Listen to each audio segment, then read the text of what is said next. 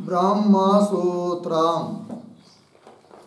ब्रह्मसूत्र ग्रंथ में page number 1135 और 1135 पेज के ऊपर से 5 नंबर की पंक्ति है। एवं प्राप्ते ब्रूमः। ठीक, देखो भाई, बात यह चल रही है कि चतुर्थाध्याय प्रथम पाद और चौथे अध्याय के प्रथम पाद का यह 4 नंबर का अधिकरण चल रहा है और इस अधिकरण का नाम है ब्रह्म दृष्टि अधिकरणम।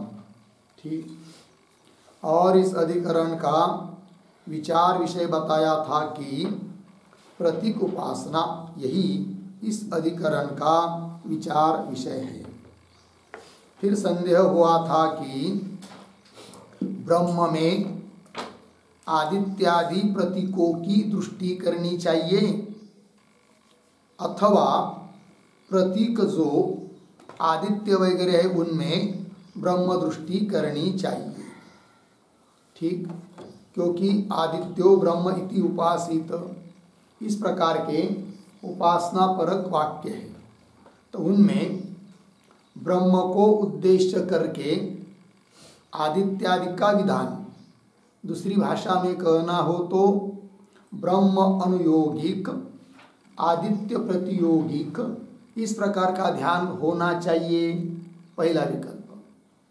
अथवा उसके विपरीत प्रतीकेषु ब्रह्म दृष्टि, प्रतीक जो आदित्य मन वगैरह है उनके उद्देश्य से ब्रह्म दृष्टि का विधान, अर्थात प्रतीक जो आदित्यादिक है उस अनुयोगिक, उनको अनुयोगिक करके ब्रह्म दृष्टि का विधान प्रतियोगी, ऐसा ध्यान करना है। अर्थात ब्रह्म को ही आदित्य समझकर उपासना करनी है या आदित्य ही ब्रह्म है, इस दृष्टि से उपासना करनी है। तो 2 विकल्प प्राप्त हुए। तब पूर्व पक्षी ने अपनी बात बताई कि ब्रह्म उत्कृष्ट होने के कारण ब्रह्म में ही प्रतीकों की दृष्टि करनी चाहिए, अर्थात उत्कृष्ट में निकृष्ट की दृष्टि करनी चाहिए, ये पूर्व पक्षी ने कहा। अब उस पूर्व पक्षी का खंडन करने के लिए सिद्धांत पक्षी आ रहा है, वही सिद्धांतियों की पंक्ति है एवं प्राप्ते ब्रूम। ये जो पंक्ति है एवं इत्यादिक, उसके ऊपर लिखिए सिद्धांत।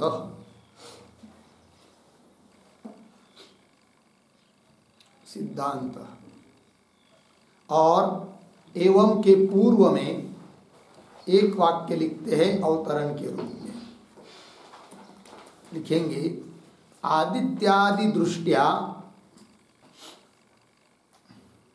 आदित्यादि दृष्टिया ब्रह्म उपास्यम,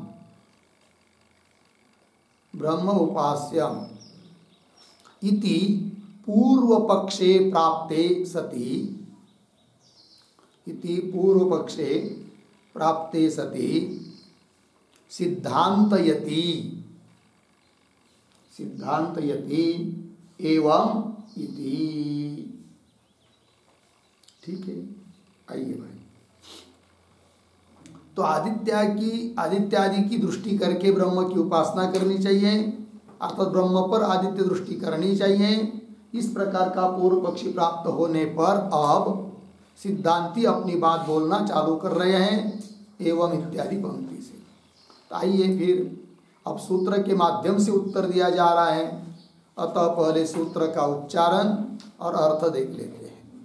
सूत्र है ब्रह्म दृष्टि रुत्कर्षात्, ब्रह्म दृष्टि रुत्कर्षात्। ठीक है, चलिए भाई सूत्र का अर्थ लिख लेते हैं। तो लिखेंगे सूत्रावतरणम, सूत्रावतरणम बराबर अहंग्रहोपासनेषु, अहंग्रहोपासनेषु इव इव प्रतीकोपासनेषु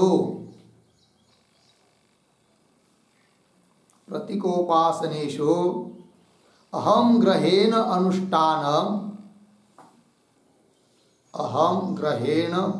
अनुष्ठानम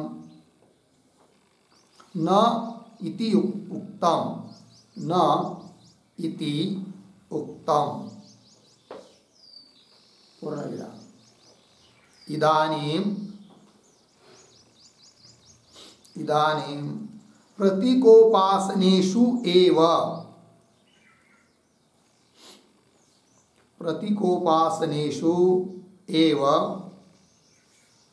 क्व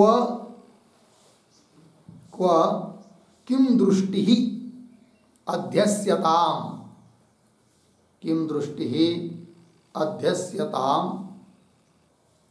इति संदिहानं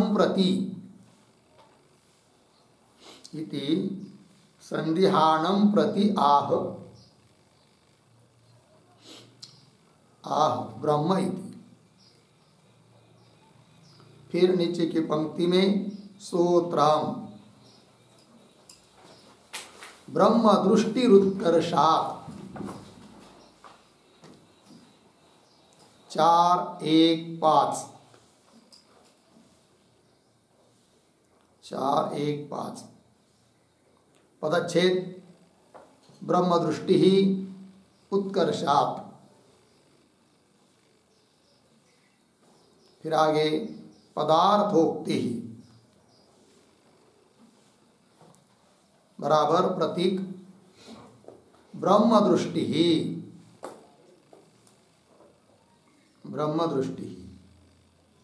बराबर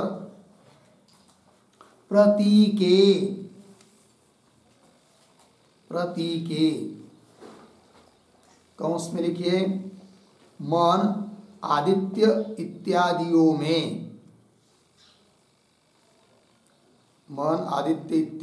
में कौंस बंद आगे एव ब्रह्म दृष्टि ही कर्तव्या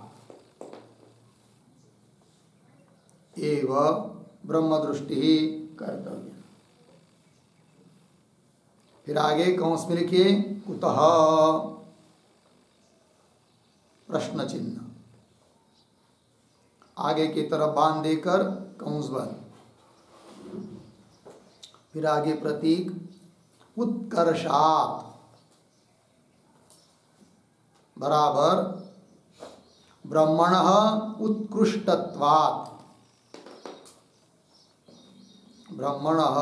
उत्कृष्टत्वात् पूर्ण विराम।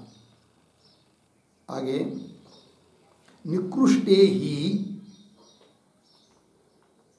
उत्कृष्ट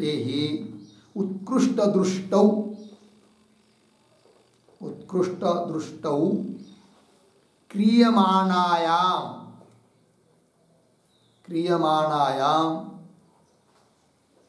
निकृष्टस्य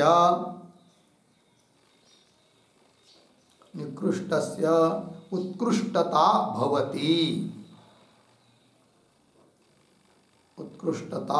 भवति पूर्णविराम। राजदृष्ट्या अमात्यस्य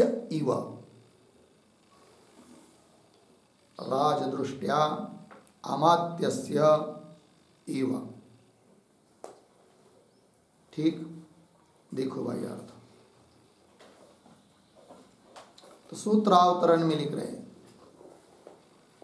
अहंग्रोपासनेषु इव। जिस प्रकार अहंग्रोपासनाओं में उपास्य में अहम बुद्धि की जाती है, उस प्रकार प्रतीकोपासनाओं में अहम ग्रहेण अनुष्ठानम न इति उक्तम। प्रतीकोपासनाओं में प्रतीक में मैं बुद्धि करके उपासना करना उचित नहीं है, इस बात का चिंतन पीछे हो चुका है। अब क्या इदानीम प्रतीकोपासनेषु एव, प्रतीकोपासनाओं के बारे में ही क्या संदेह हो जाता है कि क्व किम दृष्टि अध्यस्यताम, कहाँ पर किसकी दृष्टि की जाए। इस प्रकार उत्कृष्ट में निकृष्ट बुद्धि की जाए या निकृष्ट में उत्कृष्ट बुद्धि की जाए, इस प्रकार संदेह हो जाता है तब उसके लिए उत्तर दिया जा रहा है सूत्र के माध्यम से।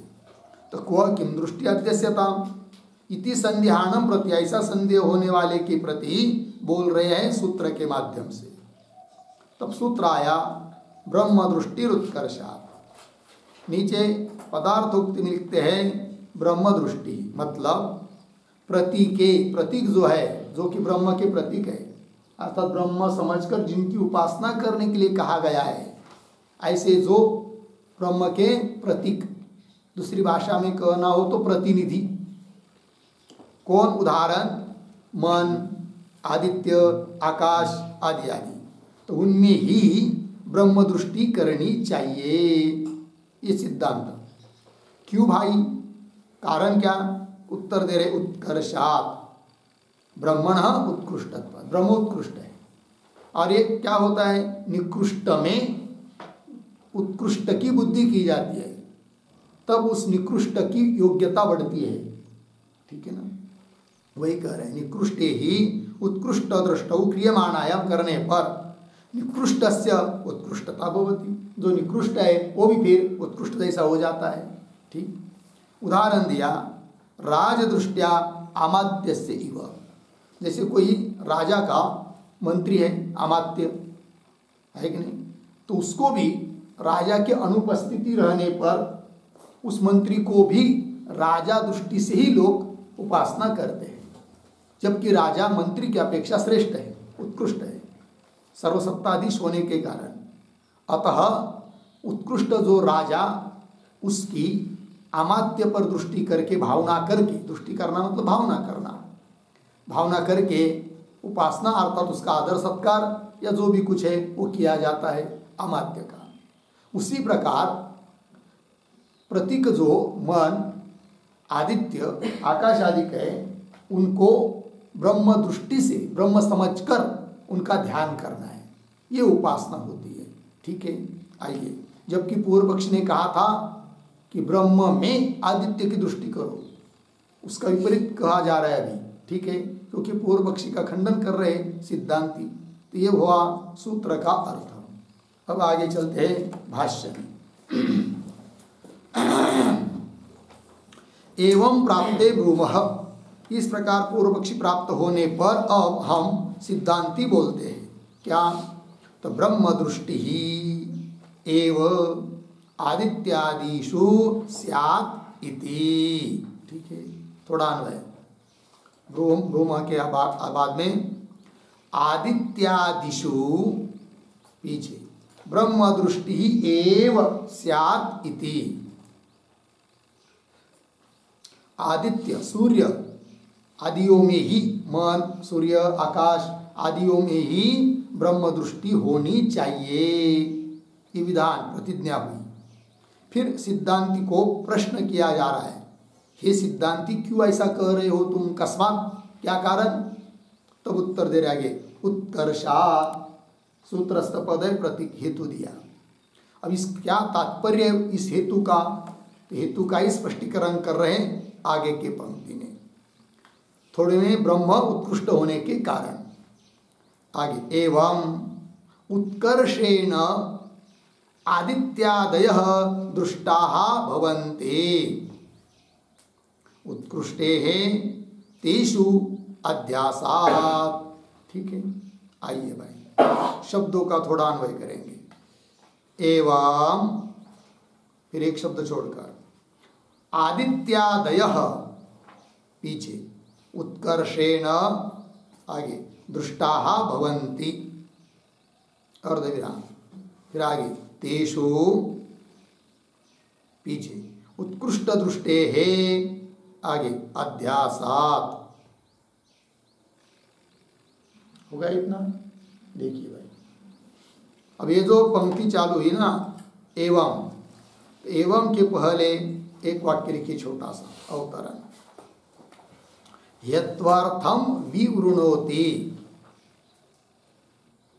हेत्वार्थम विवृणोति एवं इति।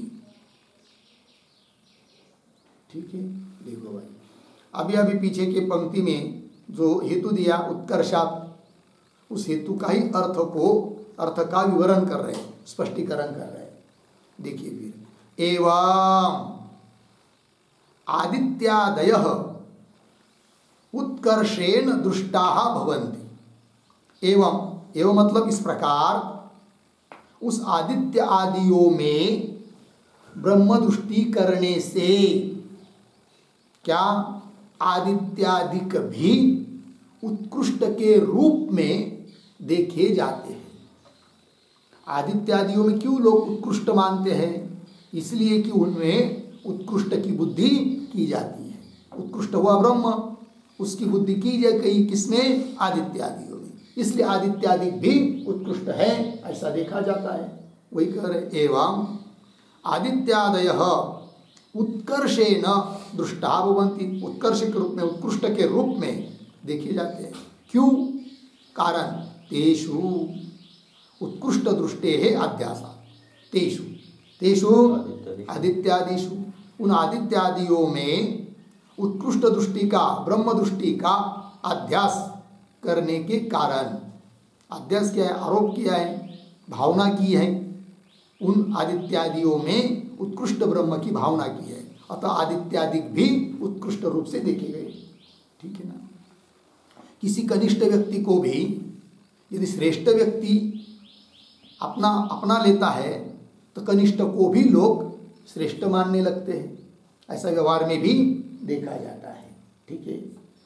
कुछ कौड़ी की कीमत गांव में नहीं है, किंतु मुख्यमंत्री का पीए बन गया। समझ लीजिए, कल्पना कीजिए। तो जिसको गांव में सरपंच के रूप में भी चुन के नहीं देते थे, उस व्यक्ति को भी लोग मुख्यमंत्री जैसा सम्मान देने लगते हैं। कोई काम हो तो डायरेक्ट मुख्यमंत्री को मिल नहीं पाते हैं, फिर पीओ को बोलेंगे ये करो वो करो वो करो, आदर सत्कार करेंगे, तो करते हैं कि नहीं? वैसा ही यहाँ अध्यासात। एक बात ये हो गई, तो निर्णय हुआ क्या? आदित्य आदियों में निकृष्ट में उत्कृष्ट की भावना, ये उपासना है। लग गया? क्यों ऐसा करना? और क्या आपके पास कोई हेतु हो सकता है? तब दे रहे तथा च लौकिक न्याय अनुगतः भवति।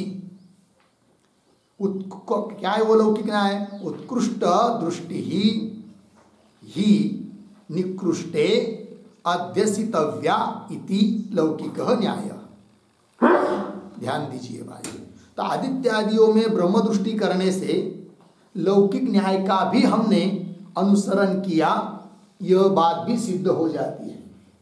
ठीक है ना। क्या है वो लौकिक न्याय? वो भी यहाँ पर दे रहे हैं। तो पंक्ति देखिए, तथा च, ऐसा मानने से लौकिक न्याय, लोक प्रसिद्ध जो न्याय, लोक प्रसिद्ध जो कहावत, लोगों का सिद्धांत, वो भी अपना लिया गया, ये सिद्ध हो जाएगा। तो लौकिक न्याय अनुगत, उसका अनुसरण हो गया, ये भी सिद्ध होगा। भगवती कैसे? क्या है वो लौकिक न्याय? उत्कृष्ट दृष्टि ही निकृष्टे अध्यसितव्या, ये लौकिक न्याय। उत्कृष्ट की दृष्टि निकृष्ट में क्या? अध्यसितव्या, उसका अध्यास करना चाहिए, अर्थात आरोप करना चाहिए, अर्थात लादनी चाहिए। तात्पर्य निकृष्ट को उत्कृष्ट समझकर व्यवहार करना चाहिए, ये बात हो गया ना जी। उत्कृष्ट दृष्टि ही निकृष्टे अध्यसितव्या। निकृष्ट मतलब निकृष्टे, इसका अर्थ लिख सकते हैं न्यून योग्यतावती, न्यून योग्यतावती।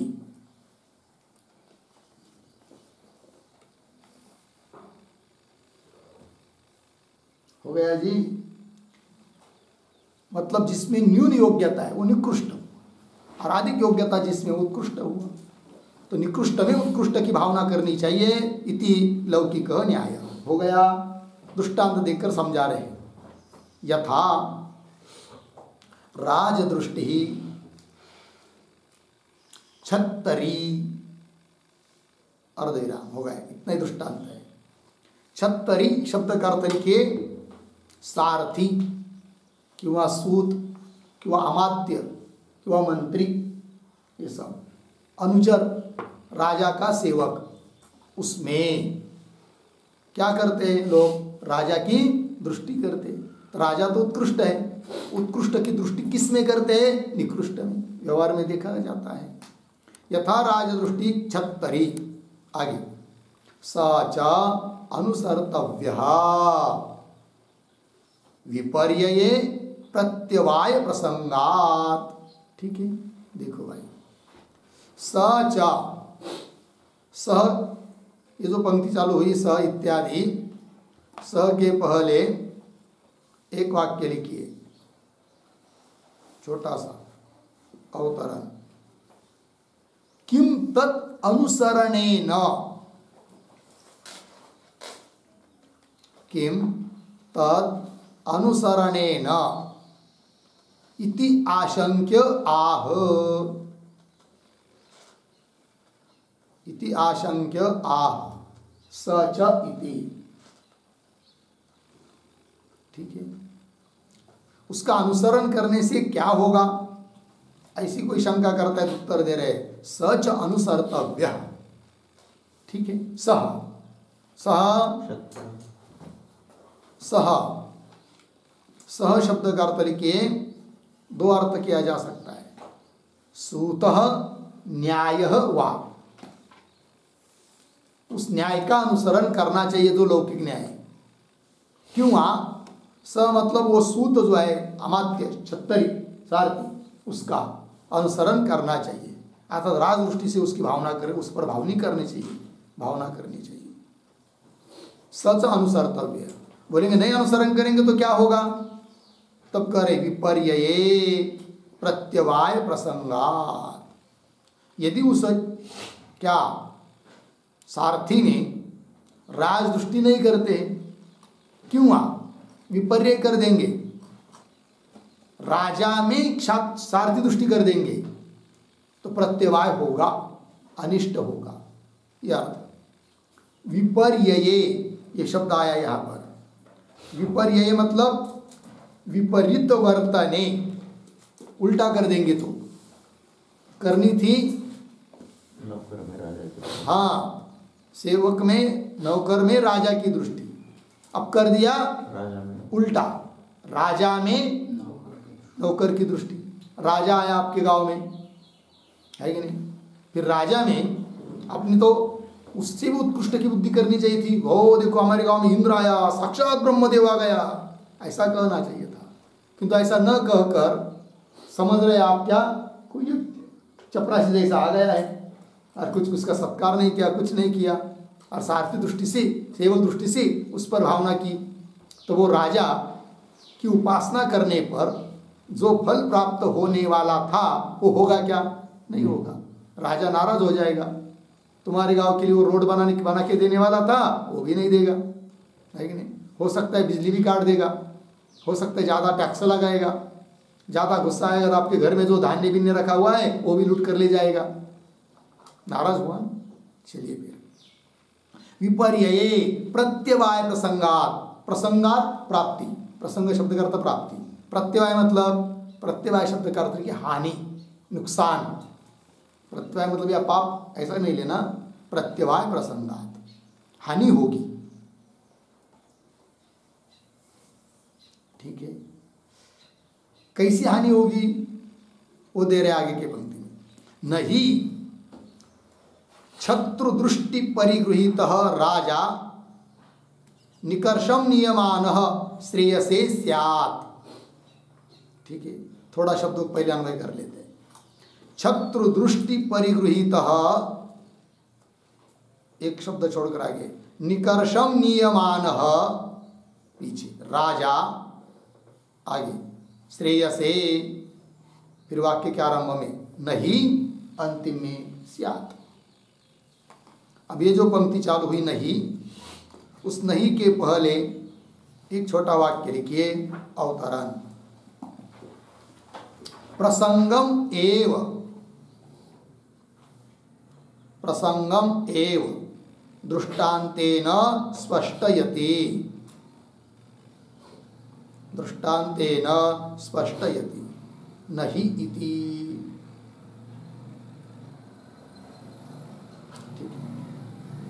प्रसंग को ही दृष्टांत से स्पष्ट कर रहे हैं। प्रसंग मतलब कौन प्रसंग? जो पीछे शब्द में बताया है। क्या बताया था? विपर्यये प्रत्यवाय प्रसंगात हानि होगी, नुकसान होगा। क्या हानि होगी? वही बात बता रहे हैं।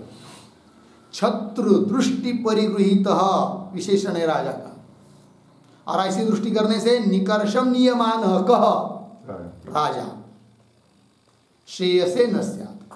अर्थ देखिए, क्षत्रु दृष्टि परिगृहित, जिसके ऊपर क्षत्रु दृष्टि आपने किया। क्षत्रु मतलब शत्रु नहीं, छत्रु, छत्रु मतलब सेवक की दृष्टि, सूत की, सारथी की, नौकर की दृष्टि किया राजा के ऊपर, ऐसा छत्रु दृष्टि परिगृहित। और वो ऐसी दृष्टि करने से निकर्षम नियमान, निकर्षम मतलब हीन भावम, निकर्षम का अर्थ लिखिए हीन भावम,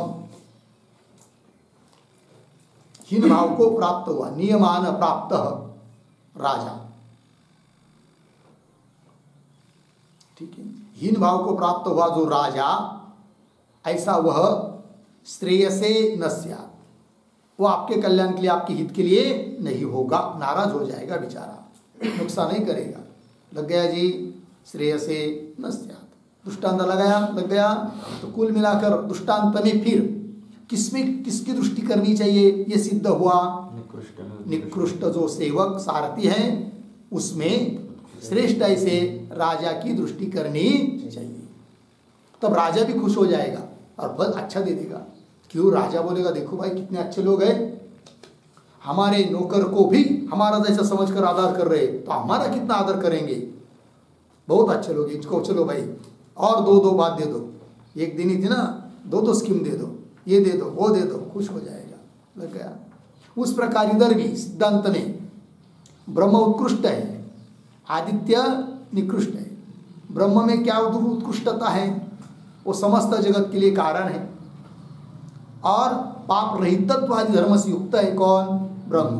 अतः ब्रह्म उत्कृष्ट है। और आदित्यादि परिचिन्न होने के कारण या कार्य होने के कारण क्या है? निकृष्ट है। किंतु उस निकृष्ट आदित्यादियों में ब्रह्म दृष्टि करना चाहिए, तब उसका फल, उस उपासना का फल भी देगा तो ब्रह्म ही देगा।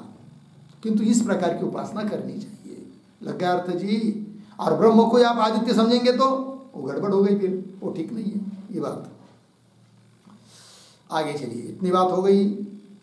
आगे, ननु शास्त्र प्रामाण्यात् अनाशंकनीय अत्र प्रत्यवाय प्रसंग अर्धविराम न च लौकिकेन न्यायेन शास्त्रीय दृष्टि नियंतुम युक्ता इति। अब पूर्व पक्षी पुनः आक्षेप कर रहा है। ते जो पंक्ति ननु, उसके ऊपर लिखिए आक्षेप, और उसके बाद फिर पहले शब्दों का अन्वय कर लेंगे। तो देखिए फिर कैसा पढ़ते, ननु शास्त्र प्रामाण्यात्, एक शब्द छोड़कर आगे, अत्र प्रत्यवाय प्रसंग पीछे, अनाशंकनीय आगे, च पीछे नहीं, च आगे, च दो शब्द छोड़कर आगे, शास्त्रीय दृष्टि पीछे, लौकिकेन न्यायेन आगे, नियंतुम, फिर पीछे का न अंतिम में युक्ता इति, न युक्ता इति। देखो भाई अर्थ।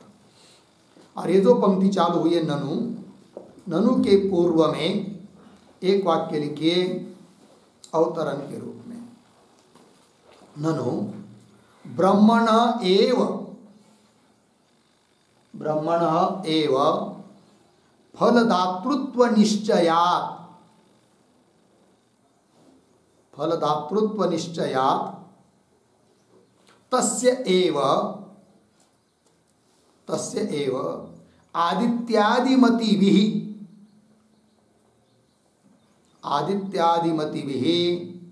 उपास्यत्वं निश्चीयते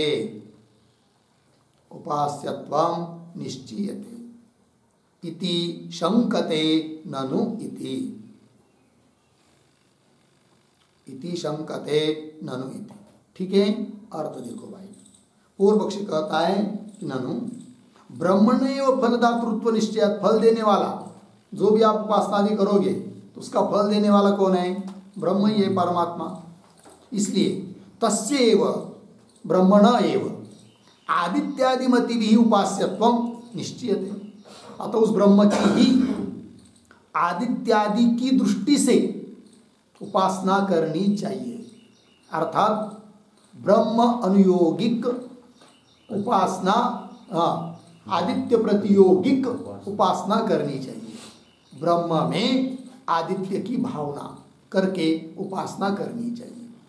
ब्रह्म उद्देश्य हुआ, विधान आदित्य का हुआ, और फिर ब्रह्म मुख्य हुआ, प्रधान क्यों, और वही फल देने वाला है। अतः इस प्रकार से ब्रह्म की उपासना करनी चाहिए। कौन कहता है? पूर्व पक्षी। तो आदित्यादि भी उपास्यत्व निश्चयते इति शंकति, इस प्रकार की शंका ननु इत्यादि से कर रहा है पूर्व पक्षी। तो पंक्ति देखिए, ननु शास्त्र प्रामाण्यात्, पूर्व पक्षी बोल रहा है शास्त्र प्रमाण होने के कारण। कौन शास्त्र भाई? तो शास्त्र प्रामाण्यात् के ऊपर लिख के रखिए आदित्यो ब्रह्म इति श्रुति प्रामाण्यात्, आदित्यो ब्रह्म, आदित्य ब्रह्म इत्यादि श्रुति का प्रमाण होने के कारण। हो गया इतना, आगे चलिए। अत्र प्रत्यवाय प्रसंग अनाशंकनीय, पूर्व पक्षी बोल रहा है कि यहाँ पर प्रत्यवाय प्रसंग, प्रत्यवाय हानि प्राप्ति, प्रत्यवाय प्रसंग मतलब हानि प्राप्ति, हानि नुकसान होगा ऐसा प्राप्ति की शंका नहीं करनी चाहिए। अनाशंकनीय, अनाशंकनीय मतलब शंका नहीं करनी चाहिए। एक बात ये हो गई। तो क्यों शंका नहीं करनी चाहिए? प्रत्यवाय नुकसान हो गया इसी करके, ऐसी शंका क्यों नहीं करनी चाहिए? हेतु दिया है, शाबाश, शास्त्र प्रामाण्य, वहीं पर हेतु दिया है, शास्त्र प्रमाण होने से। ठीक। दूसरी बात, च और शास्त्रीय दृष्टि ही, शास्त्र ने बताई हुई दृष्टि, किसके ऊपर किसकी दृष्टि करना, इसका नियमन लौकिक न्याय के आधार पर नहीं करना चाहिए। शास्त्र का चिंतन कर रहे और व्यवहार की युक्ति को देखकर उस शास्त्र की पंक्ति को लगा रहे, ये कोई बात ठीक थोड़ी हो सकती है। कौन कह रहा है? पूर्व पक्षी। शास्त्रीय दृष्टि ही लौकिकेन न्यायेन नियंतुम, नियंतु मतलब नियमन करना न युक्ता, उचित नहीं है इति, ये हुआ पूर्व पक्षी का कहना। फिर आगे चलते हैं। अत्र उच्यते, तो अत्र उच्यते इसके ऊपर लिखिए समाधानम। ठीक है, पंक्ति पढ़ता हूं। अत्र उच्यते निर्धारिते शास्त्रार्थे एतद् एवं स्यात्, अर्धविराम, संदिग्धे तु तस्मिन् तन्निर्णयं प्रति लौकिकः अपि न्यायः आश्रियमाणः न विरुध्यते। ठीक है, हाँ, शब्दों का थोड़ा अन्वय कर लेते हैं। अत्र उच्यते, एक शब्द छोड़कर आगे, शास्त्रार्थे पीछे, निर्धारिते आगे, एतद् एवं स्यात्, पुनः एक शब्द छोड़कर आगे, तू तस्मिन् पीछे, संदिग्धे, संदिग्धे, फिर आगे तन्निर्णयं प्रति, दो शब्द छोड़कर आगे, आश्रियमाणः पीछे, लौकिकः अपि न्यायः अंतिम में, न विरुध्यते। ठीक है, देखो भाई अर्थ। और ये जो पंक्ति चालू हुई ना, अत्र उच्यते, अत्र के पहले एक वाक्य लिखते अवतरण के रूप में लिखेंगे, ब्रह्मणः एव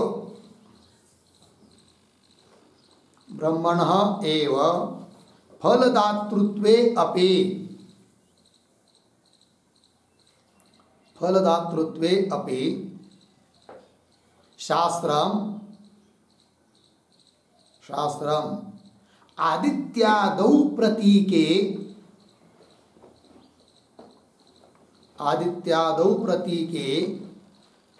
ब्रह्मधिया ध्येये तत्फलदम इति वा ब्रवीति, तत्फलदम इति वा ब्रवीति, अर्धविराम। आगे आदित्यादि धिया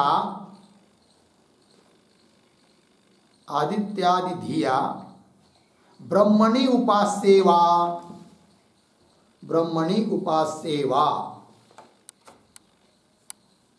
इति शास्त्रार्थ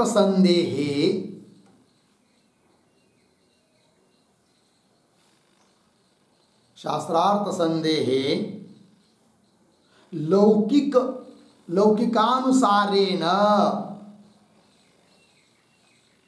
लौकिकानुसारेण निर्धारणम इति आह अत्र इति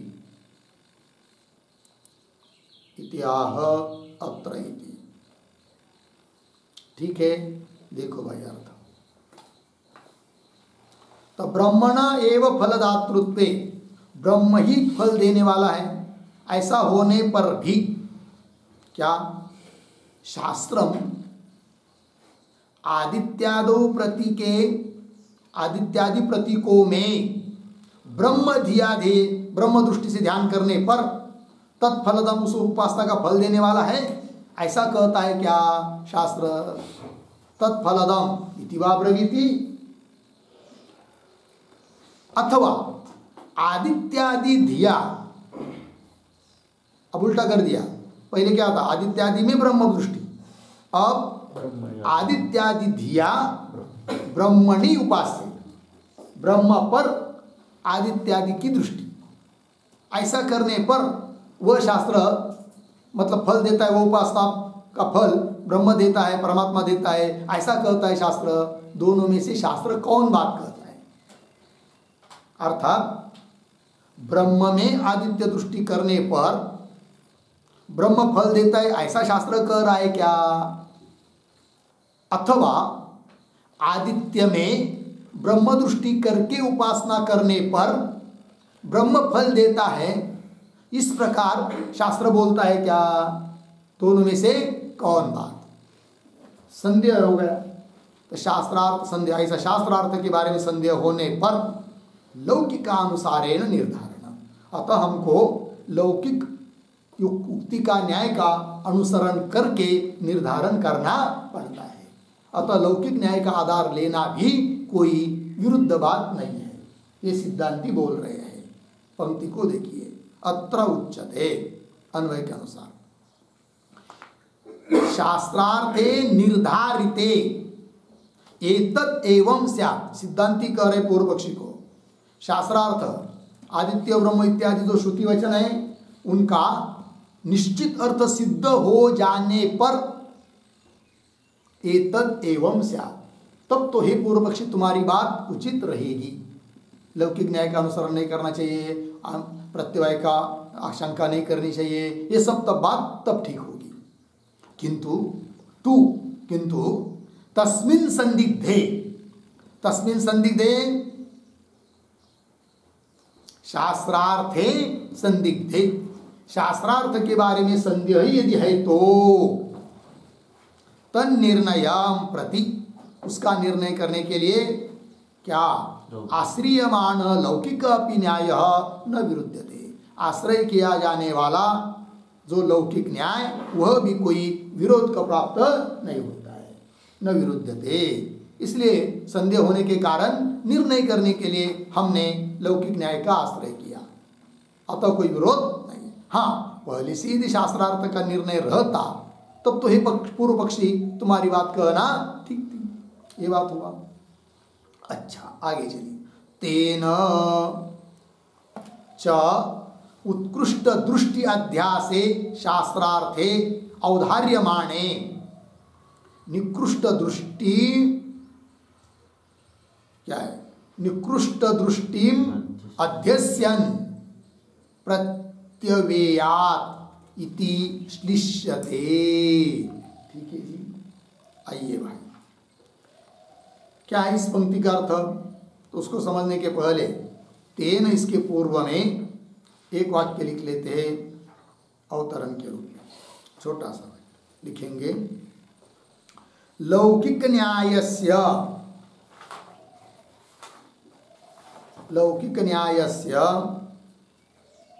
निश्चय हेतुत्वे सति अर्धविराम विपक्षे दोषम आह। विपक्षे दोषम आह तेन इति। हो गया? देखो भाई अर्थ, लौकिक न्यायस्य निश्चय हेतुत्वे, लौकिक न्याय निश्चय के लिए कारण होने पर वैसे ही मानना चाहिए, किंतु वैसा न मानकर विपक्षे उल्टा मानते हैं तो दोष होता है। विपक्षे दोषम आह, दोष होता है। क्या होता है दोष? वही बात बताई जा रही है तेन इत्यादि पंक्ति से। पंक्ति को देखिए, तेन च उत्कृष्ट दृष्टि अध्यासे शास्त्रार्थे औदार्यमाणे सति। ठीक है, तेन, तेन शब्द का अर्थ लिखे लौकिक न्यायेन, लौकिक न्यायानुसारेण। ठीक है, लौकिक न्यायानुसारेण हो गया। देखो भाई, उस लौकिक न्याय के अनुसार उत्कृष्ट दृष्टि अध्यासे शास्त्रार्थे औदार्य माने, उत्कृष्ट दृष्टि का अध्यास करना चाहिए, आरोप करना चाहिए निकृष्ट में। ऐसा शास्त्रार्थ श्रुति का अर्थ निश्चित होने पर, शास्त्रार्थे औदार्य माने निश्चित होने पर क्या? निकृष्ट दृष्टिम अध्यस्यन प्रत्यवेयात इति श्लिष्यते। इस प्रकार का शास्त्रार्थ निश्चित हो गया तो भी यदि कोई उल्टा काम कर रहा है तो जरूर उसका नुकसान ही होगा, हानि होगा। कैसा उल्टा काम? निकृष्ट दृष्टि में अध्यस्यन करना चाहिए, निकृष्ट में उत्कृष्ट की दृष्टि, किंतु उल्टा कर रहा है। निकृष्ट दृष्टि का अध्यास करता हुआ, किसमें? उत्कृष्ट में। तो निकृष्ट दृष्टि में अध्यस्यन, निकृष्ट दृष्टि का अध्यास करता हुआ, आरोप करता हुआ उत्कृष्ट में, फिर क्या होगा? प्रत्यवेयात इति श्लिष्यते। प्रत्यवेयात इसका अर्थ लिखे हानि ही भविष्यति, हानि ही भविष्यति। प्रत्यवेयात, फिर आ गया इति श्लिष्यते। इति श्लिष्यति इसका अर्थ लिखे इति युक्तम भवति, इति युक्तम भवति। हो गया? देखो भाई, फिर उल्टा करने वाले के लिए तो हानि होगी, यह युक्ति युक्त ही है। हो गया? इतनी बात हुई। कुल मिलाकर निर्णय क्या निकला? निकृष्ट जो आदित्यादिक उसमें उत्कृष्ट जो ब्रह्म वगैरह उनकी दृष्टि अर्थात भावना करके ध्यान करना चाहिए, उपासना करनी चाहिए। होगा इतना? और इसी बात को सिद्ध करने के लिए और हेतु दे रहे सिद्धांती। वो क्या है? आगे प्राथम्याच्च आदित्यादि शब्दानां मुख्यार्थत्वम अविरोधात् ग्रहीतव्यम। ठीक है, थोड़ा सा अन्वय। च आदित्यादि शब्दानां पीछे प्राथम्यात्, फिर आगे मुख्यार्थत्वम, आगे सरल है। और ये जो पंक्ति चालू हुई प्राथम्यात्, उसके पूर्व में एक वाक्य लिखिए छोटा सा अवतरण के रूप में लिखेंगे, न केवलम लौकिक न्यायः निश्चायकः, लौकिक न्यायः निश्चायकः अर्धविराम, किंतु किंतु आदित्यादि शब्दानां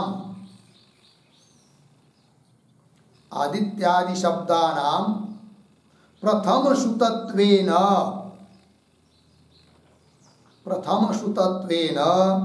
मुख्यार्थत्वम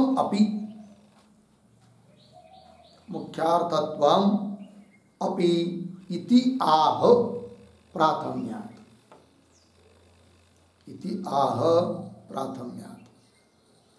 ठीक है, देखो भाई अर्थ सिद्धांती करें न केवलम लौकिक न्याय निश्चयक, श्रुति वाक्य का निश्चय निश्चित अर्थ करने के लिए केवल लौकिक न्याय ही आधार है ऐसी बात नहीं, वो तो है और भी है हेतु। क्या? किंतु आदित्यादि शब्दानां प्रथम श्रुतत्वेन, आदित्यो ब्रह्म, प्राणो ब्रह्म, मनो ब्रह्म, आदित्य प्राण मन पहला आया ना शब्द, बाद में ब्रह्म आया दूसरा, तो जो पहला शब्द उच्चारित है उसको मुख्यार्थ में लेना ये उचित होता है। वही करे फिर किंतु आदित्यादि शब्दानां प्रथम श्रुतत्वेन, पहली सुना हो इसलिए मुख्यार्थत्वम अपि इति आह प्राथम्यात् इत्यादि। पंक्ति देखिए फिर च अन्वय के अनुसार आदित्यादि शब्दानां प्राथम्यात्, उस श्रुतियों में आदित्यादि शब्द कैसा है? प्रथम है। जब प्रथम उच्चारित हुआ उस समय उसके लिए कोई विरोध नहीं है, अतः वो मुख्यार्थक ही होगा। ठीक है, आदित्यादि शब्दानां प्राथम्यात् मुख्यार्थत्वम, वो मुख्यार्थ है। क्यों? मुख्यार्थत्वम ग्रहीतव्यम, उसका मुख्यार्थ ही ग्रहण करना चाहिए। क्यों? अविरोधात्। अविरोधात् का अर्थ लिखे केनचित् अबाधात्, केनचित् अबाधात् मतलब किसी के द्वारा उसका बाध न होने के कारण, क्योंकि पहले उच्चारित है, वो अजात शत्रु है, उसके लिए कोई बाधक उत्पन्न हुआ नहीं, पहले उच्चारित है आदित्य, बाद में उच्चारित हुआ फिर ब्रह्म। ठीक है ना, ये बात अविरोधात् ग्रहीतव्यम हो गया ना। आगे चलिए, तैहि स्वार्थ वृत्तिभिः अवरुद्धायां बुद्धौ पश्चात् अवतरतः ब्रह्म शब्दस्य मुख्यावृत्त्या सामानाधिकरण्य असंभवात् ब्रह्म दृष्टि विधानार्थता एव अवतिष्ठते। ठीक है जी, आइए थोड़ा सा शुरू के 2-4 शब्दों का अन्वय। तैहि स्वार्थ वृत्तिभिः, एक शब्द छोड़कर आगे, बुद्धौ पीछे, अवरुद्धायाम फिर आगे, पश्चात आगे सरल है। ठीक है, देखिए भाई अर्थ। और इस पंक्ति में एक शब्द आया है अवरुद्धायाम। अवरुद्धायाम शब्द का अर्थ लिखिए प्रविष्टायाम।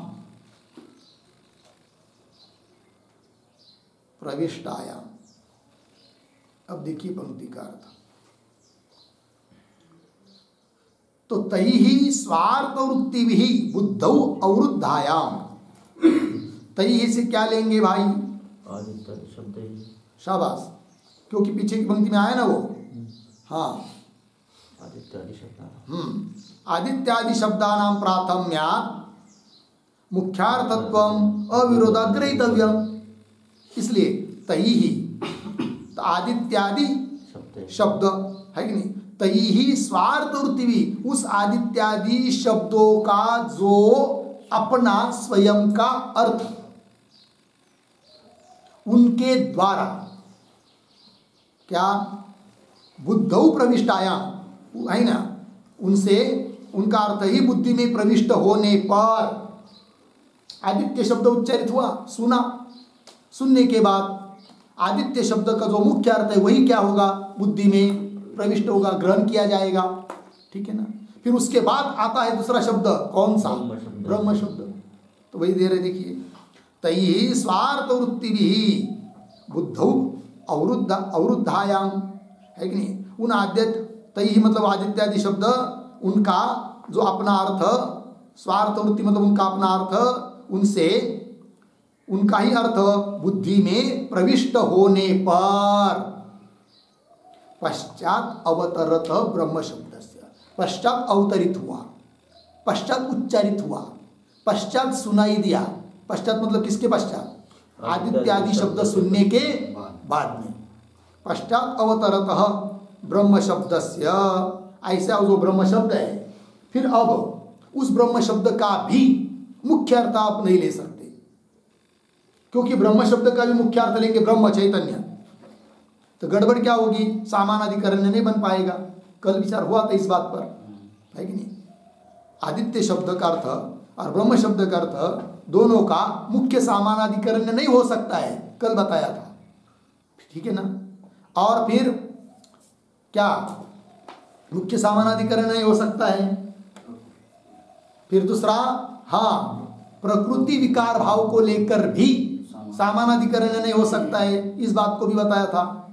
फिर तीसरा निर्णय किया था अध्यास के निमित्त से सामानाधिकरण में, ठीक है? वही देखिए, तो पश्चात अवतरत ब्रह्म शब्द से मुख्या वृत्तिया, मुख्य वृत्ति से अर्थ लेंगे, शक्ति वृत्ति से अर्थ लेंगे तो सामानाधिकरण्य असंभवात, सामानाधिकरण्य न हो पाने के कारण फिर क्या करना पड़ेगा? ब्रह्म शब्द का मुख्य अर्थ नहीं लेना पड़ेगा, फिर उसका लाक्षणिक अर्थ करना पड़ेगा। तो ब्रह्म शब्द का क्या लाक्षणिक अर्थ? तो ब्रह्म शब्द का मुख्य चैतन्य अर्थ न लेकर ब्रह्म दृष्टि, ऐसा अर्थ। आदित्य में ब्रह्म दृष्टि करो, आदित्य में ब्रह्म को ले आकर उसके ऊपर बिठा दो, ऐसा नहीं, उसकी भावना करो, यह अर्थ है। तो ब्रह्म दृष्टि विधानार्थता, ठीक है ना? इसमें तात्पर्य है ब्रह्म दृष्टि विधानार्थता, ब्रह्म दृष्टि का विधान करने में ही तात्पर्य होने से तात्पर्य है, इति अवतिष्ठते, ऐसा निश्चय किया जाता है, ठीक है? तो ब्रह्म दृष्टि विधानार्थता एव अवतिष्ठते निश्चीयते। लग गया पंक्ति? आइए, तो इस यहाँ पर कौन से हेतु से इस बात की सिद्धि कर दी गई कि आदित्य में ब्रह्म दृष्टि करनी चाहिए, इस अर्थ की सिद्धि इस यहाँ एक दो पंक्ति से कर दी गई। किस हेतु से? अब बोलो क्या, किस हेतु से कर दिया? सरल सीधी बात है, क्या? आदित्यादि शब्दों का उच्चारण प्रथम है, वही तो हेतु दिया। वहां से चालू हुआ ना, प्राथम्या, यहाँ से लेकर अवतिष्ठते तक एक बात बता दिया, एक हेतु को लेकर वर्णन किया कि प्रथम उच्चारित है कौन? आदित्यादि शब्द, अतः उनका मुख्य अर्थ लेना पड़ता है, क्योंकि उसके लिए उस समय कोई विरोध नहीं है, ठीक है? और बाद में आया फिर ब्रह्म शब्द, उसका मुख्य अर्थ नहीं ले सकते, क्योंकि मुख्य अर्थ लेंगे तो मुख्य सामानाधिकरण नहीं बन सकता है। इसलिए बाद में आया जो ब्रह्म शब्द, उसका मुख्य अर्थ न लेकर ब्रह्म दृष्टि रूप लाक्षणिक अर्थ लेना पड़ता है। तब निर्णय किया गया, निर्णय हो गया कि ब्रह्म आदित्य में ब्रह्म दृष्टि करनी चाहिए। बात लगी? आगे चलिए। और हेतु दे रहे भाई, निकृष्ट में ही उत्कृष्ट की भावना करनी चाहिए, इस बात को सिद्ध करने के लिए और हेतु दे रहे हैं। इति परत्वात् अपि ब्रह्म शब्दस्य एष एव अर्थः न्याय्यः, न्याय्यः उचितः, ठीक है ना? क्यों? इति परत्वात् इत्यादि पंक्ति, तो ये जो पंक्ति चालू हुई इति परत्वात्, उसके पूर्व में एक वाक्य लिखिए, अवतरण लिखेंगे। ब्रह्म शब्दस्य, ब्रह्म शब्दस्य एव एव दृष्टि अर्थत्वे, दृष्टि अर्थत्वे, कौंस में लिखिए, ब्रह्म शब्द ही, ब्रह्म शब्द ही ब्रह्म दृष्टि रूप अर्थ में है, ब्रह्म दृष्टि रूप अर्थ में है, कौंस बंद। आगे, युक्त्यंतरम आह, युक्त्यंतरम आह इति परत्वात् इति, हो गया। देखिए भाई अर्थ, ब्रह्म शब्द से एव दृष्टियार्थ, ब्रह्म शब्द का ही दृष्टियार्थ है, न कि आदित्य का दृष्टियार्थ। आदित्य शब्द का दृष्टियार्थ नहीं, मतलब आदित्य की दृष्टि करो ऐसा अर्थ नहीं, अपितु ब्रह्म शब्द का वो अर्थ है, ब्रह्म की दृष्टि करो, है कि नहीं। तो ब्रह्म शब्द से एव दृष्टियार्थते, मतलब ब्रह्म शब्द ही ब्रह्म दृष्टि रूप अर्थ में है, इस बात को सिद्ध करने के लिए युक्त्यंतर अन्य युक्ति दे रहे हैं ग्रंथकार। इति परत्वात् इत्यादि पंक्ति से, तो पंक्ति देखिए फिर, इति परत्वात् अपि ब्रह्म शब्दस्य ब्रह्म शब्दस्य एषः एव अर्थ, एषः एव अर्थ, एषः दृष्टि परत्वम् एव अर्थ। एषः अर्थ का अर्थ लिख के रखिए, एषः अर्थ मतलब दृष्टि परत्वम् अर्थ।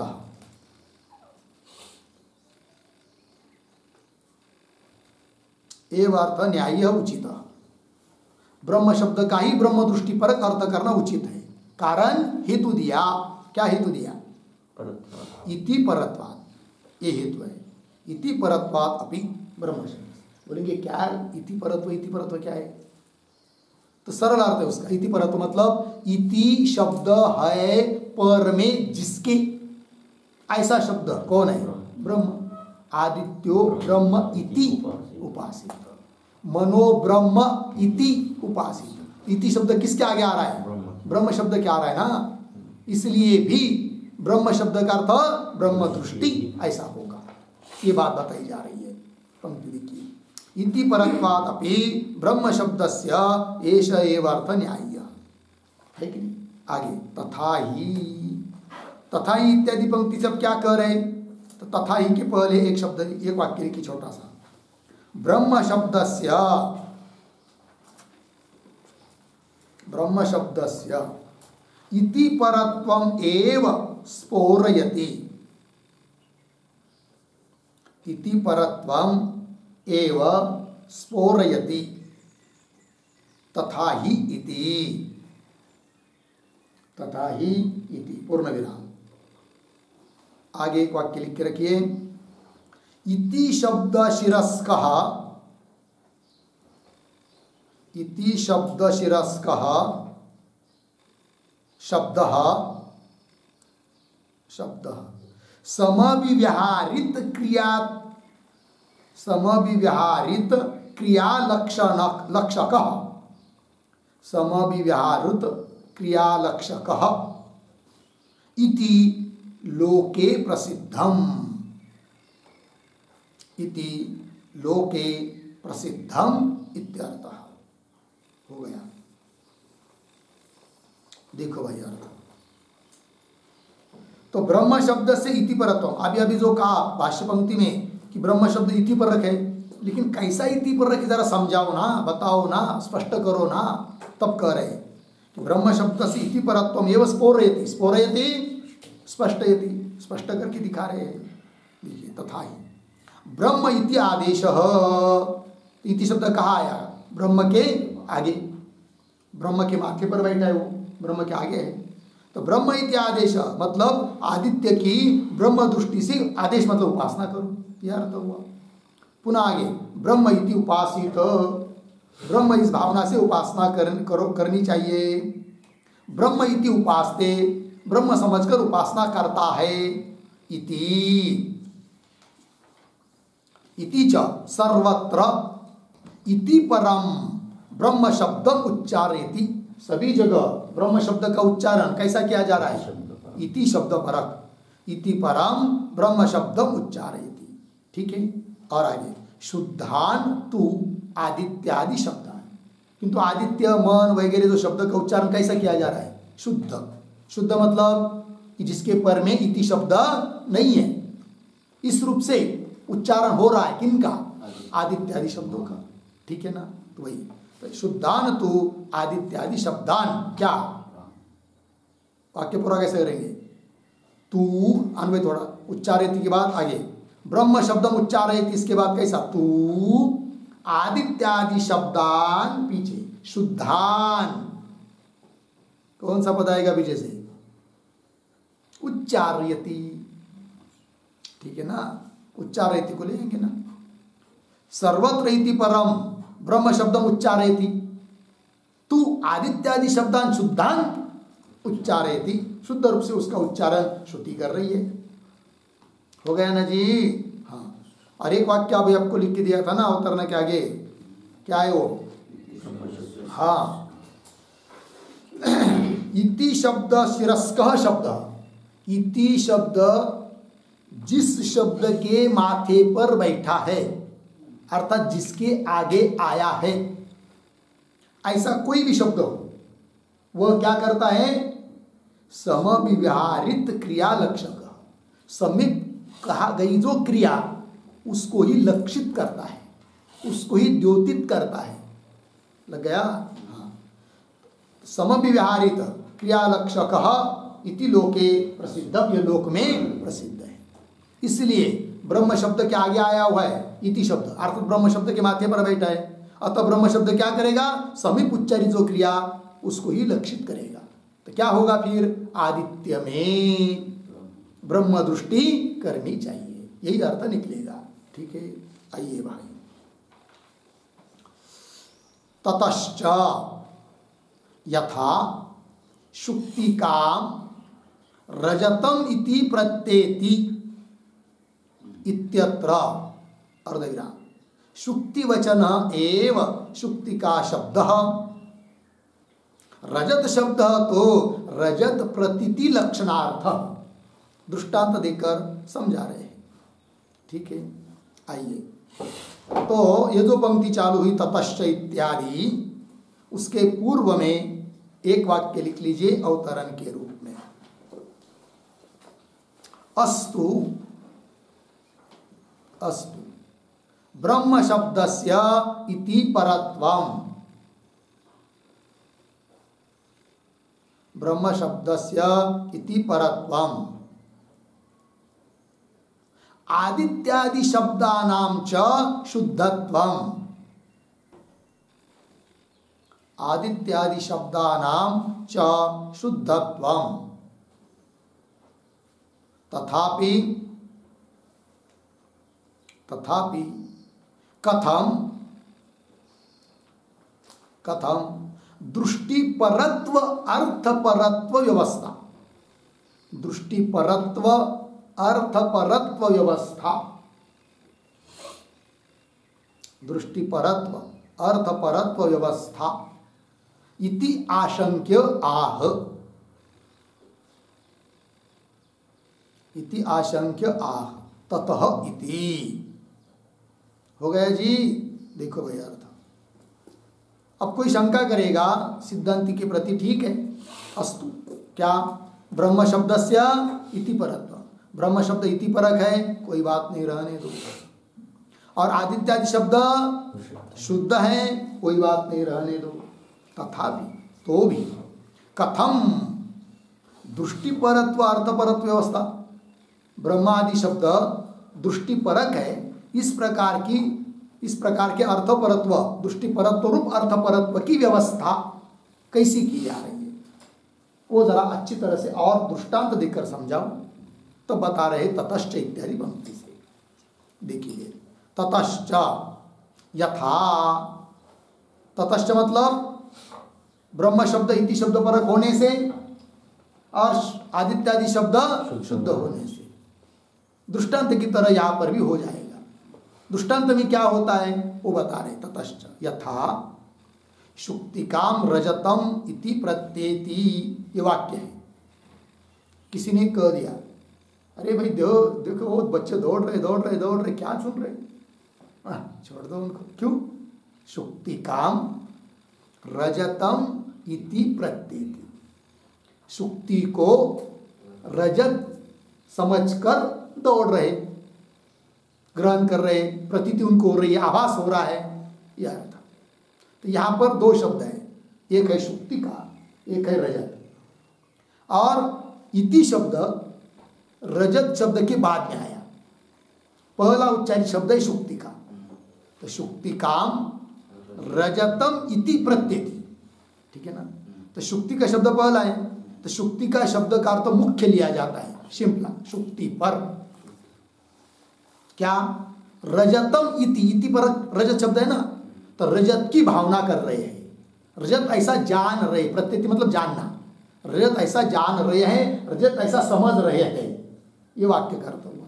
तो रजत की भावना हुई। रजत वहां पर रजत का मुख्य अर्थ नहीं लिया कि जैसे वहां पर शुक्ति पड़ी है वैसा वहां पर रजत भी है, ऐसा मुख्य अर्थ नहीं। रजत की केवल दृष्टि, तो दृष्टि परक अर्थ हुआ कि नहीं। इति शब्द जिसके पर में ऐसे शब्द का, रजत शब्द का दृष्टि परक अर्थ हुआ, उस प्रकार यहाँ पर भी होगा। ब्रह्म की दृष्टि करनी चाहिए, किसमें? आदित्य में, वही अर्थ। शुक्ति काम लग गया, शुक्ति काम। आगे रजतम इति प्रत्येति, प्रत्येति शब्द का अर्थ लिख के रखिए जानाति। रजत, रजत ऐसा समझ रहे हैं, प्रत्येति नाम जानाति। आगे इत्यत्र, इस उदाहरण में शुक्ति वचन एव शुक्ति का शब्द। पहला जो शुक्ति शब्द है ना वो कैसा है? शुक्ति वचन एव, मतलब शुक्ति का वाचक ही है कौन? शुक्ति शब्द। अर्थात शुक्ति शब्द का मुख्य अर्थ जो उसका है शिंपला, वही लिया जा रहा है। हाँ, शुक्ति वचन एव शुक्ति का शब्द। रजत शब्द तो रजत प्रतीति लक्षणार्थ, किंतु रजतम इति ऐसा आया ना, तो रजत शब्द मुख्य अर्थ नहीं लिया जा रहा उसका, फिर क्या अर्थ लिया जा रहा है? रजत प्रतीति, रजत आभास, ठीक है ना। रजत शब्द तो रजत प्रतीति लक्षणार्थ, लक्षणार्थ का अर्थ लिखिए लाक्षणिक, और प्रतीति यहां पर आभास, भास, आभास। तो रजत प्रतीति लक्षणार्थ मतलब रजत प्रतीति रूप लाक्षणिक अर्थ में है रजत शब्द। लग गया ना अर्थ? हाँ, ये जो पंक्ति हुई इस पर एक वाक्य लिखते, छोटा सा उत्तर, छोटा सा टिप्पणी करके, रजत प्रतीति लक्षणार्थ इत्यादि आया ना, उस पर लिखेंगे। रजत शब्दस्य अपि, रजत शब्दस्य अपि शुक्ति शब्दवत्, शुक्ति शब्दवत् अर्थपरत्वं चेत, अर्थपरत्वं चेत इति शब्द प्रयोगः व्यर्थः स्यात्, इति शब्द प्रयोगः व्यर्थः स्यात् इत्यर्थः, व्यर्थ स्यात् इत्यर्थ। ठीक है, देखो भाई अर्थ तो देखिए, तो रजत शब्द लाक्षणिक लिया ना, रजत प्रतीति अर्थ में लिया। यदि रजत शब्द का भी मुख्य अर्थ करते तो क्या होता, वही दे रहे। रजत शब्द से अपि शुक्ति की तरह, शुक्ति शब्द की तरह अर्थ परत्वम चेत मुख्य अर्थ लिया जाता, ले लेंगे तो इति शब्द प्रयोग व्यर्थ स्यात्, इति शब्द का प्रयोग क्या हो जाएगा? व्यर्थ हो जाएगा, उसका कोई अर्थ नहीं रहेगा। इसलिए रजत शब्द का अर्थ मुख्य अर्थ नहीं है, किंतु लाक्षणिक अर्थ है। रजत का अर्थ करना रजत प्रतीति, रजत आभास। ठीक है, ये बात हो गई। आगे चलिए, प्रत्येति एव ही केवलम रजतम इति न तु तत्र रजतम अस्ति। लाक्षणिक अर्थ है रजत शब्द का, वो क्या अर्थ है उसका स्पष्टीकरण कर रहे इस पंक्ति में। शब्दों का थोड़ा अन्वय, ही केवलम रजतम इति, फिर पीछे प्रत्येति एव, फिर आगे न तु तत्र रजतम अस्ति। ही क्योंकि केवलम रजतम इति प्रत्येति एव, मतलब रजत है ऐसा केवल जान रहे हैं, समझ रहे हैं। न तु तत्र रजतम अस्ति, वहां कोई सचमुच रजत नहीं है, यह अर्थ है कि नहीं? अर्थात रजत शब्द का मुख्य अर्थ नहीं लिया गया, रजत प्रतीति रूप लाक्षणिक अर्थ लिया गया, क्योंकि रजत शब्द के आगे इति शब्द है। बराबर उसी प्रकार आदित्यो ब्रह्म इति उपासित, तो पहला उच्चारित आदित्य शब्द है कि जिसके आगे इति भी नहीं है, अतः आदित्य शब्द का अर्थ मुख्य अर्थ। फिर उसके ऊपर ब्रह्म इति, ब्रह्म की भावना करना, ब्रह्म जैसा उस आदित्य को समझना, इस दृष्टि से उसकी उपासना करना, ध्यान करना, ये हो गया अर्थ। लग गया? चलिए फिर न तो तत्र रजतम अस्ति, आगे चलिए। एवं अत्र अपि आदित्यादीन ब्रह्म इति प्रतीयात इति गम्यते। ठीक है ना। तो ये जो पंक्ति है ना, एवं उसके पूर्व में एक वाक्य लिखिए छोटा सा अवतरण के रूप में। लोक सिद्धम अर्थम, लोक सिद्धम अर्थम प्रकृते योजयति, प्रकृते योजयति एवं इति। ठीक है। देखो भाई, लोक सिद्ध, लोक प्रसिद्ध जो अर्थ है उसको दृष्टांत देकर अब उस अर्थ को प्रकृत प्रसंग में घटा रहे हैं। प्रकृति योजयति एवं इत्यादि पंक्ति से। तो वही देखिए फिर, एवं मतलब जैसे शुक्तिकार जो दृष्टांत में बताया उस प्रकार अत्रापि आदित्यो ब्रह्म इति उपासित इत्यादि स्थान पर भी आदित्यादीन, आदित्य इत्यादि को ब्रह्म इति प्रतीयात, ब्रह्म ऐसा जाने, समझे, ध्यान करे, भावना करे, उपासना करे। ठीक। तो ब्रह्म इति प्रतीयात इति गम्यते, गम्यते निश्चयते, ऐसा निश्चय किया जाता है। लग गया। आगे चलिए। तो बहुत सारे हेतु दिया भाई। ठीक है ना। प्रथम उच्चारित होने से, इति शब्द होने से, आदि आदि, लौकिक न्याय। आगे वाक्यशेषोपि च द्वितीया निर्देशेन आदित्यादीन एव उपास्ति क्रियया क्रियया व्याप्यमानान दर्शयति। ठीक है। दर्शयति, दर्शयति का कर्ता कौन है? हाँ, वाक्य शेष अपि दर्शयति, वाक्य शेष भी इसी बात को दिखा रहा है। क्या बात है, क्या वाक्य शेष है वो बता रहे। वाक्य शेष वाली श्रुतियां वो आगे दे रहे हैं, किंतु ये जो पंक्ति चालू हुई वाक्य शेष अपि, उसके पूर्व में एक वाक्य लिखते हैं अवतरण के रूप में। तो लिखेंगे कर्मत्व अभिधायी द्वितीया श्रुते है, कर्मत्व अभिधायी, कर्मत्व अभिधायी द्वितीया श्रुते है, द्वितीया श्रुते है च आदित्यादीनाम एव, आदित्यादीनाम एव उपास्ति कर्मत्वम, उपास्ति कर्मत्वम इति आह वाक्यशेष इति।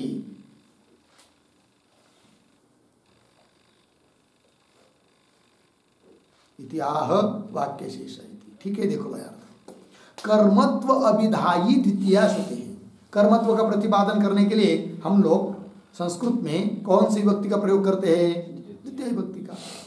तो कर्मत्व का विधान करने वाली द्वितीया श्रुति है।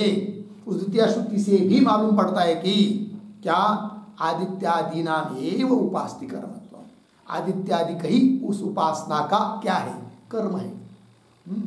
उपास्ति कर्मत्वम इति आह वाक्यशेष इत्यादि। ठीक है। देखो भैया, देवदत्त घटम पश्यति, तो दर्शन अग्नि पश्यति क्रिया का कर्ता कौन है? देवदत्त है। और उस पश्यति मतलब दर्शन क्रिया का कर्म कौन है? घट। उस प्रकार यहाँ पर वाक्य शेष भी इसी बात को दिखाता है। देखिए, वाक्य शेष अपनी द्वितीया निर्देशेन, द्वितीय विभक्ति का निर्देश के द्वारा वाक्य शेष क्या करता है? आदित्यान एव, आदित्यादिक में ही क्या? उपास्ति क्रिया व्याप्यमानत्व, उपास्ति क्रिया उपासना क्रिया से व्याप्यमानान, व्याप्यमान व्याप्त उपासना क्रिया का व्याप्य कौन है? आदित्यादिक है। इस बात को कौन दिखा रहा है? वाक्य शेष। किस माध्यम से? द्वितीय विभक्ति के निर्देश से। तो वाक्य शेष भी द्वितीय विभक्ति का निर्देश के द्वारा आदित्यादिक ही उपासना क्रिया से व्याप्य है, अर्थात उपासना क्रिया का कर्म है, इस बात को दिखाता है। बोलेंगे वो वाक्य शेष कौन से वो वाक्य निर्णायक वाक्य वाह वाह उस प्रकरण के वो दे रहे हैं। स यह एतम एव विद्वान आदित्यम ब्रह्म इति उपासते, छांदोग्य उपनिषद, ठीक है 3:19-4 बराबर है ना। स यह वह जो एतम एव विद्वान इस प्रकार से जानने वाला, क्या जी, आदित्यम। तो आदित्यम कौन सी विभक्ति है? द्वितीय विभक्ति है, कर्म को बताने वाली होती है। तो आदित्यम आदित्य को ब्रह्म इति उपासते, ब्रह्म समझकर उपासना कर रहा है, तो उपासना का कर्म आदित्य हो गया, कर्ता हो गया उपासक। आगे दूसरा, यह वाचम ब्रह्म इति उपासते, छांदोग्य 7:2-2। तो जो वाणी को, तो वाचम कौन सी विभक्ति है? द्वितीय विभक्ति है, जो कि कर्मों को कह रही है। तो वाचम वाणी को ब्रह्म समझकर उपासना करता है, ये बात हो गई। और यह संकल्पम ब्रह्म इति उपासते, और जो कोई साधक संकल्प को ब्रह्म समझकर उपासना कर रहा है। संकल्पम, संकल्पम शब्द का अर्थ लिखिए मनोवृत्तिम, मनोवृत्तिम, ठीक है। तो मनोवृत्ति को ब्रह्म समझकर उपासना कर रहा है। इति, तो सभी जगह द्वितीय विभक्ति आई ना, वाचम और आदित्यम, संकल्पम, उससे भी मालूम पड़ता है कि आदित्य में ही, आदित्य आदियों में ही ब्रह्म दृष्टि करनी चाहिए, तभी वो उपासना का कर्म बनेगा आदित्य आदि, ठीक है। तब ये वाक्य शेष भी सार्थक होंगे। आगे चलिए, यत्तु उक्तम ब्रह्म उपासनम एव अत्र आदरणीयम फलवत्वाय इति, है कि नहीं? तो शब्दों का थोड़ा अन्वय, यत्तु उक्तम,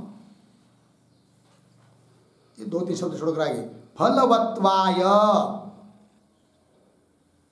पीछे, अत्र पीछे, ब्रह्म उपासनम एव, आगे आदरणीयम, आगे इति हो गया। जो पूर्व पक्ष ने बात कही थी उसको उठा रहे आप, उसका खंडन करने के लिए। क्या बात थी, कौन से पंक्ति में थी, वो सब समझेंगे।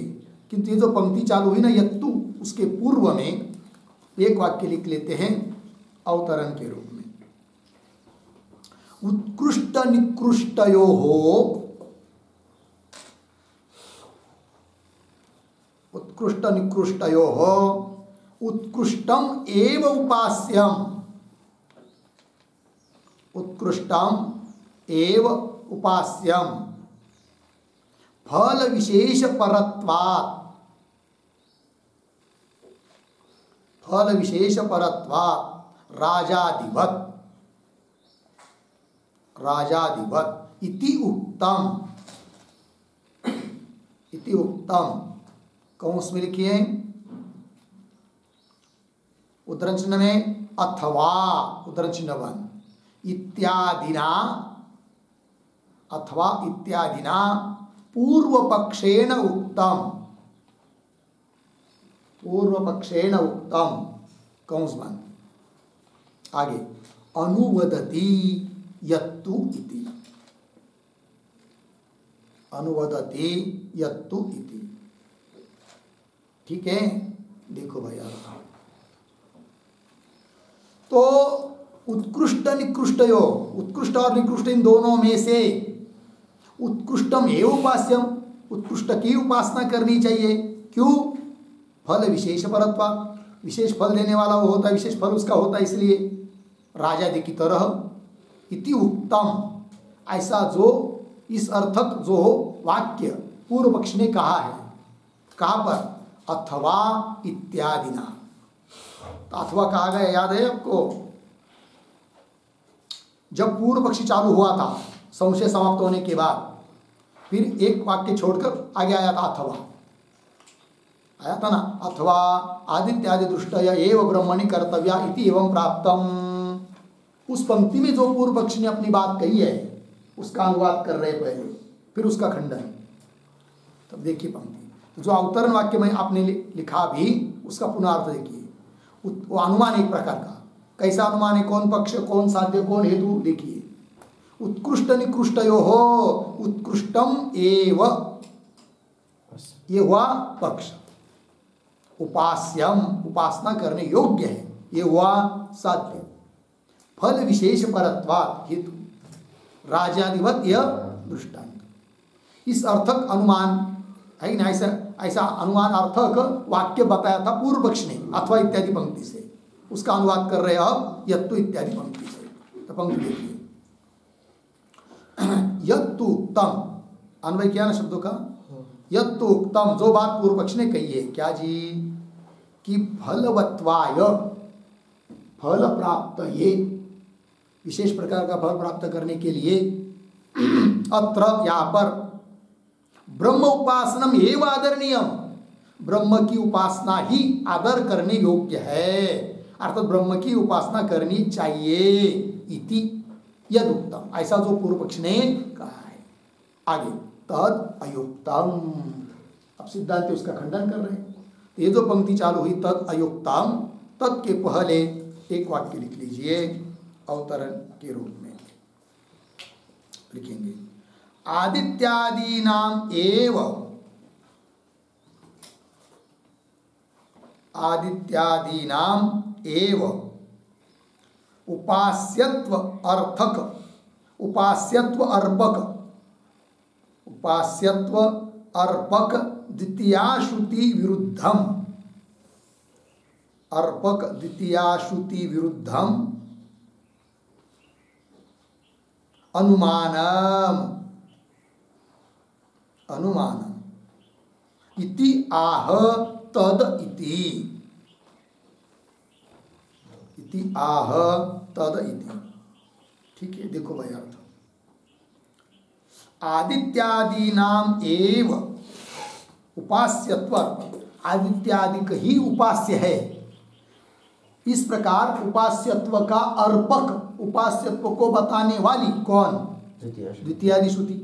तो वही कह रहे, आदित्यादि नाम एव उपास्यत्व अर्पक, समर्पक, कथन करने वाली द्वितीया श्रुति, उस द्वितीया श्रुति के साथ विरुद्ध है तुम्हारा अनुमान। ये सिद्धांती बोल रहे किसको, पूर्व पक्षी को। जो पूर्व पक्ष ने अभी अभी अनुमान बताया था, जो कि आपको अवतरण में लिख के दिया, तो द्वितीय श्रुति के साथ विरुद्ध है, इसलिए वो तुम्हारा कहना ठीक नहीं। सिद्धांती बोल रहे पूर्व पक्षी को। पंक्ति देखिए, तद अयुक्तम, क्यों, उक्तेन न्यायेन आदित्यादीनाम एव उपास्यत्व अवगमात्।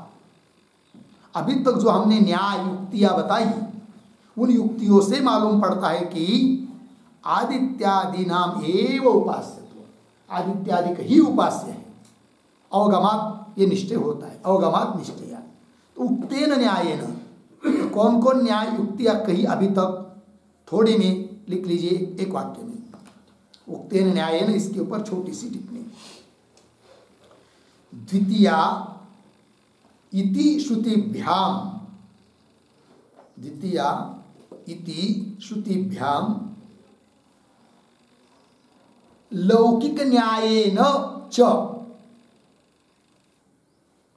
लौकिक न्यायेन च इत्यर्थः हो गया। देखो भाई, तो कौन कौन युक्तियां बताई अभी तक सिद्धांतियों ने, एक द्वितीय विभक्ति का आधार लेकर, क्योंकि द्वितीय विभक्ति कर्मत्व को बताती है, एक वो हुआ। इति, इति मतलब ब्रह्म शब्द कैसा है, इति परक है, वो भी एक युक्ति बीच में बताई। और लौकिक न्याय, वो भी बात बताया। और भी ले सकते हैं, वो प्रथम उच्चारित आदित्यादि शब्द है, वो सब। भाई देखिए भाई, उक्तेन न्यायेन आदित्यादि नाम एव, आदित्यादिक में ही उपास्यत्व अवगमात निश्चयात्, लग गया। फिर पुनः बोलेगा कदाचित पूर्व पक्षी, आदित्य की उपासना कर रहे हो ब्रह्म दृष्टि से, तुम्हारा आदित्य तुमको फल देगा क्या, उपासना का फल तो देने वाला कौन है, ब्रह्म है। तो ब्रह्म में आदित्य की दृष्टि करके ब्रह्म की उपासना करो ना, है, फल लेना है ब्रह्म से। और उपासना कर रहे आदित्य को लेकर, ये कैसा? ऐसी कदाचित शंका करेगा कौन? पूर्व पक्षी। उसको भी उत्तर देना है।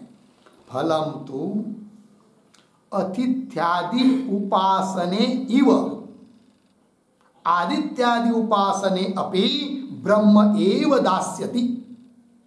अर्धविराम। क्यों? सर्वाध्यक्षत्वात्। हो गया जी। देखिए ये जो पंक्ति चालू है ना, फलम तु, फलम के पूर्व में एक वाक्य लिखिए, छोटा सा अवतरण लिखेंगे। ब्रह्मणः अनुपास्यत्वे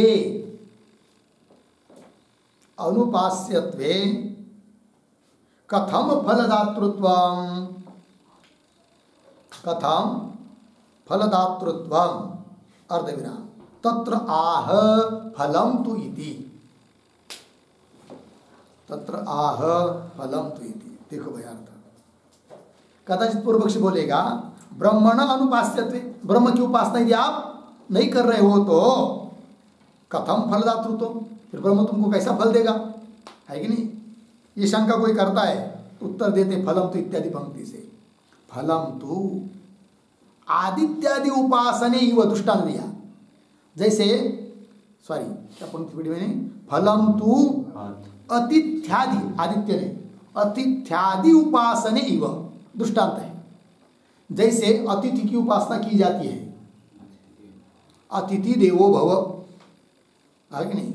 वैदिक संस्कृति में अतिथि को बहुत मान है।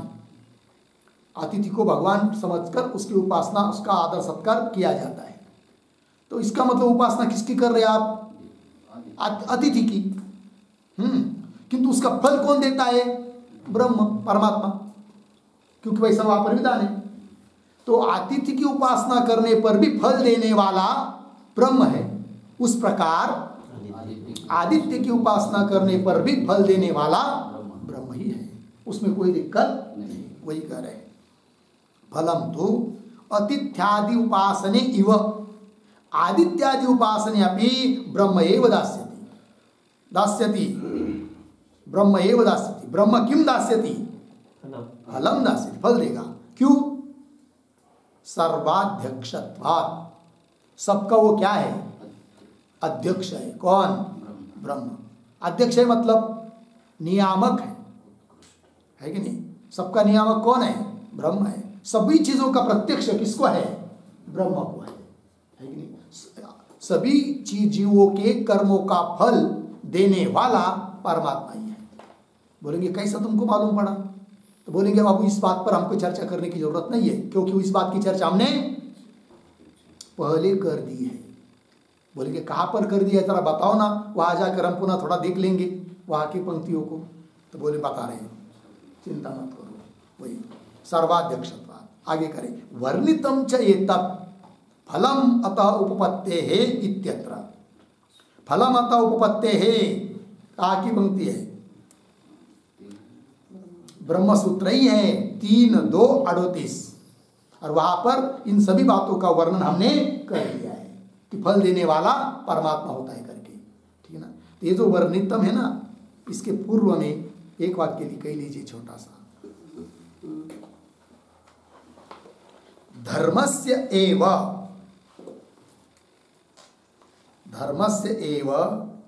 फलदत्वात्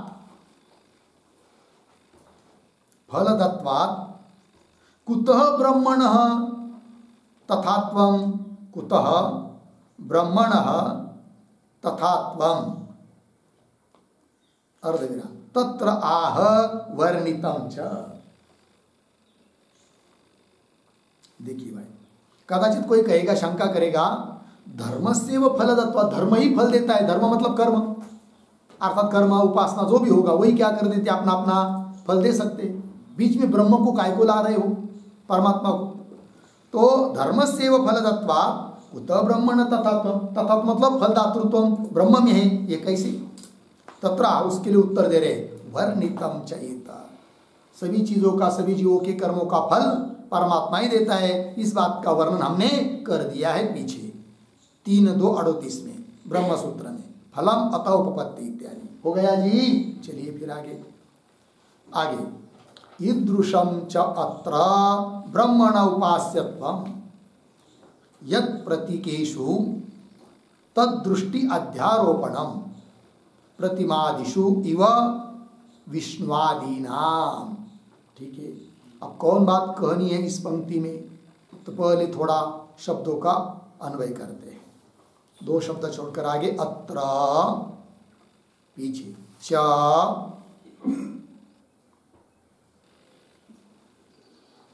आगे ब्रह्मण उपास्यत्वम, पीछे ईदृशम, आगे यत्, फिर दो तीन शब्द छोड़कर आगे प्रतिमादिषु, प्रतिमादिषु विष्णुआदीनाम, पीछे इव, फिर पीछे प्रतीकेषु तद्दृष्टि अध्यारोपणम। ठीक है, अब क्या बात कही जा रही है भाई? तो लोग बोलते हैं कि ब्रह्म आदित्य ब्रह्म की उपासना, ब्रह्म की उपासना है, ब्रह्म की उपासना, ऐसा सब जगह कहा जाता है। और आप तो कह रहे हैं कि आदित्य की उपासना, फिर ब्रह्म उपासना ऐसा क्यों कहा जाता है? बोलो, ऐसा कोई प्रश्न करता है तो उत्तर दे रहे इसको ब्रह्म उपासना क्यों कहते हैं, इसका उत्तर इस पंक्ति में दे रहे हैं। किंतु उसके पहले ये जो पंक्ति चालू है ना ईदृशम, उसके पूर्व में एक वाक्य लिख लेते हैं। किंचा, किंचा अर्धविराम, न अस्माभिः, न अस्माभिः ब्रह्मणः, ब्रह्मणः अत्यंतम, अत्यंतम अनुपास्यत्वम उच्यते, अनुपास्यत्वम उच्यते, किंतु, किंतु यद्दृष्ट्या, यद्दृष्ट्या विकारस्य उत्कर्षः भवति,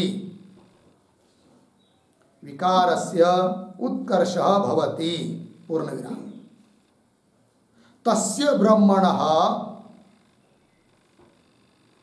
तस्य ब्रह्मणः उपासना विशेषणत्वे अपि, उपासना विशेषणत्वे अपि उपास्यत्वं च अस्ति, उपास्यत्वं च अस्ति इति आह ईदृशम इति, इति आह ईदृशम इति। वाक्य पूरा, पूर्ण विराम, फिर आगे एक वाक्य लिखते हैं। तेन, तेन ब्रह्मोपासनम इदम, ब्रह्मोपासनम इदम इति प्रसिद्धेः अपि, इति प्रसिद्धेः अपि बाधः न भवति, बाधः न भवति। ठीक है, देखो भाई अर्थ, किंच और क्या, न अस्माभिः ब्रह्मण अत्यंतम अनुपास्यत्वम उच्यते। सिद्धांति करे हम लोगों के द्वारा ब्रह्म अत्यंत अनुपास्य है, उपास्य है ही नहीं, ऐसा नहीं कहा जा रहा है। फिर क्या कहा जा रहा है? किंतु यद दृष्टिया विकारस्य उत्कर्ष भवति, जिसकी दृष्टि करने पर, ब्रह्म की दृष्टि करने पर विकार जो आदित्यादिक है उनका भी क्या होता है? उत्कर्ष होता है कि नहीं? इसलिए तस्य ब्रह्मणः उपासना विशेषणत्वेन, तो उपासना का वो विशेषण हो गया कौन? ब्रह्म, क्योंकि उसकी दृष्टि करने से ही तो विकार जो, कार्य जो आदित्यादिक, उनमें उत्कृष्टता आ रही है। अतः उपासना का विशेषण रूप जो ब्रह्म है उसमें भी उपास्यत्व आ जाता है। ठीक है ना? उपास्यत्वम, अतः ब्रह्म भी इस रूप से उपास्य हो जाता है। इससे लाभ क्या होगा? तेन, लोक में जो बात कही जाती है कि ये ब्रह्म उपासना है, ब्रह्म उपासना है, तो ब्रह्म उपासनम इदम, ये जो प्रसिद्धि बात है, प्रसिद्ध है लोगों में, उसका भी बाद नहीं होगा, ये बात सिद्ध होती है। तो कैसी ब्रह्म की उपासना हो रही है वो दे रहे पंक्ति देखिए। अत्र च, यहां पर तो ब्रह्मण उपास्यत्वम, ब्रह्म में उपास्यत्व भी ईदृशम इस प्रकार हो जाता है। कैसा, ध्यान दीजिए आगे, यद क्या यही है ना, उपास्यत्वम ईदृशम यद, हाँ, जो कि हाँ प्रतिमा दृष्टांत बीच में, प्रतिमादिशु विष्णुआदि नाम की वह, जैसे प्रतिमा आदियों में, मूर्ति आदियों में विष्णु की उपासना होती है, तो प्रतिमा की उपासना हो रही है कि विष्णु की उपासना हो रही है? विष्णु की उपासना हो रही है। तो बोलेंगे कैसी विष्णु की? सामने तो पत्थर है, मूर्ति बनाई हुई है पाषाण की चाहे लकड़ी की, और उसके आप विष्णु की उपासना ध्यान कर रहे हो, इसका मतलब लकड़ी की उपासना कर रहे हो। अरे भाई ऐसा थोड़ी होता है, सामने भले लकड़ी चाहे पाषाण की मूर्ति हो, किंतु उसके ऊपर आप ध्यान कर रहे किसका? विष्णु का। तो उपासना का विशेषण रूप से कौन हुआ? विष्णु। अतः विष्णु की उपासना है। उसी प्रकार इव क्या प्रतीकेशु, प्रतीक जो आदित्य मन वगैरह, उसमें तदृष्टि ब्रह्म दृष्टि अध्यारोपण, ब्रह्म दृष्टि का अध्यारोप कर रहे, अध्यास कर रहे, आरोप कर रहे, लाद रहे, ब्रह्म दृष्टि कर रहे, आदित्य आदि में ब्रह्म की भावना कर रहे, आदित्य आदि को ब्रह्म समझकर उसका चिंतन कर रहे, तो हो गया ना, फिर ब्रह्म में आ गया ना, अर्थात तो ब्रह्म की उपासना है, इसमें भी कोई दिक्कत नहीं। तो लोक प्रसिद्धि जो है ये ब्रह्म की उपासना करके, उसके लिए विवाद नहीं आता है, ब्रह्म की उपासना भी सिद्ध हो गई, हो गया। आइए इसके साथ साथ 5 नंबर के सूत्र का भाष्य पूरा हुआ और 4 नंबर का अधिकरण समाप्त हुआ। आगे का विचार हम लोग कल करेंगे। ओम पूर्णमदः पूर्णमिदं पूर्णात् पूर्णमुदच्यते पूर्णस्य पूर्णमादाय पूर्णमेवावशिष्यते। ओम शांति शांति शांति।